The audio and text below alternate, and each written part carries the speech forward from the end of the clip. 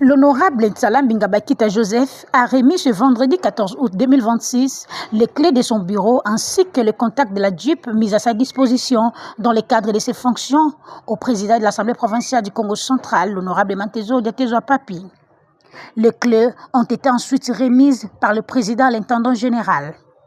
Ce geste intervient après l'interprétation, mardi 12 août, de l'arrêt R2629 par la Cour constitutionnelle.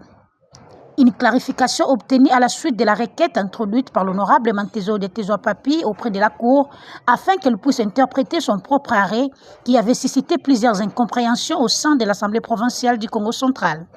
Dans son interprétation, la Cour constitutionnelle a précisé que l'arrêt concernait le président de l'Assemblée provinciale et non son vice-président. Cette clarification a permis de lever les ambiguïtés autour de la situation du bureau de l'Assemblée provinciale. En remettant les attributs liés à sa fonction, l'honorable Joseph Ntsala Mbingabakita a présenté son geste comme un acte républicain. Il a également félicité la Cour constitutionnelle pour son travail et salué la recherche d'une solution fondée sur le droit et l'équité. Je remercie le président du Haut Conseil supérieur de la magistrature, le président Kamouleta, pour son équité, qui est le bon sens de vouloir rétablir la paix sociale. Donc, n'oubliez pas qu'en dehors de la loi, il y a aussi l'équité qui est le bon sens, ainsi que les jurisprudences. Ce que nous cherchons, c'est quoi? C'est la paix. La province ne peut pas continuer à vivre dans des turbulences. C'est une mauvaise marque qu'on nous qualifie.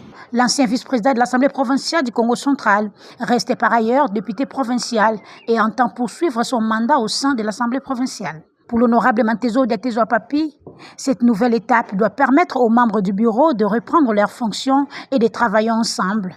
Il a notamment annoncé que les membres concernés pourraient retrouver leur bureau et leurs moyens de travail. D'abord, nous remercions le président de la République qui aujourd'hui vient de donner un pansement pour relever nos cours et tribunaux.